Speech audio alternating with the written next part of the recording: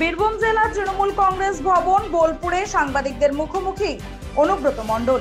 তিনি জানান আইএনটিইউসি বৈঠক আছে, তাছাড়া ভোটার লিস্টে যে ট্রেনিং চলছিল গতকাল তা শেষ হয়েছে। খুব সুন্দরভাবেই ভোটার লিস্টের ট্রেনিং এর কাজ শেষ হয়েছে। বীরভূম জেলাতে খুব ভালো কাজ করেছে আইপ্যাক। প্রত্যেক বিধানসভা এবং প্রত্যেক ব্লকে প্রত্যেক অঞ্চল ধরে ধরে কাজ করেছেন তারা।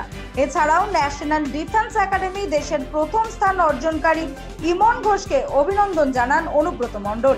এরপর তিনি আরো বলেন, বোলপুরে 19 তারিখে ওয়াকফ বিলের প্রতিবাদে যে সভার আয়োজন করা হয়েছিল তা নির্দিষ্ট দিনেই হবে।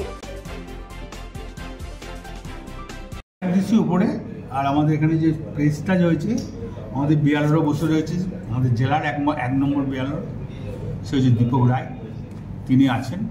আর সুন্দরভাবে ট্রেনিং হয়ে গেছে, আমাদের বুথে বুথে ট্রেনিং হয়ে গেছে এবং সুন্দর কাজ করেছে আইপ্যাক, এটা অস্বীকার করা যাবে না। সুন্দরভাবে ওরা ট্রেনিং দিয়েছে। আমি বুথের প্রত্যেকটি মানুষকে বলবো, আপনারা ভোটার লিস্ট সংশোধনের যা কাজ হয়েছে আর নতুন করে ভোটার আবার আরম্ভ হচ্ছে, সচেতন থাকুন, ভোটের দিকে নজর দেন।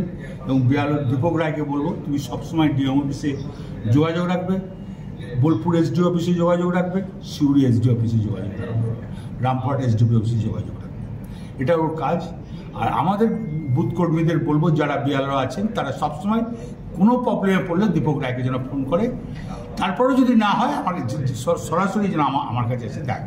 উনি কি এই জেলার এই ভোটার বিষয়টা দেখছেন? উনি বিয়ালর, এক নম্বর বিয়ালর। ওয়াকফ বিল নিয়ে মিছিল আছে বা সমগ্র বিষয়টা নিয়ে দেখুন, ওয়াকফ বোর্ডের মিছিল আছে। আমার বক্তব্য, আমি প্রথমে আমি লোক হব, আমি হিন্দু মুসলমান, আমি মানুষ।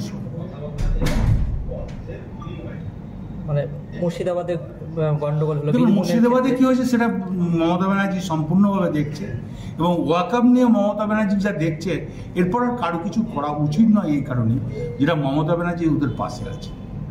বীরভূমবাসীর উদ্দেশ্যে কি বলবেন? বীরভূমবাসী যখন ওয়াকফ যেখানে যেখানে মিছিল হয়েছে, খুব সুন্দর হয়েছে পরিবেশ, কোনো অশান্তি হয়নি। বোলপুরেও 19 তারিখে আছে, ওরা ডাকবাংলার স্টেডিয়াম মাঠে মিটিং করবে, কোনো অসুবিধা হবে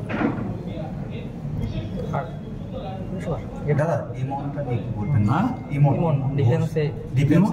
ইমন ডিফেন্সে ও আজকে ইন্ডিয়ার ফার্স্ট হয়েছে, আমি ধন্যবাদ জানাই। আমাদের তরফ থেকে আমরা সম্বর্ধনা দেবো ঠিক টাইমে। এবং দিদি টুইট করেছে, এটা গোটা বাংলার লোক দেখেছে, গোটা ইন্ডিয়ার লোক দেখেছে। বীরভূমে যাতে কোনো রকম গন্ডগোল না হয় তার জন্য গন্ডগোল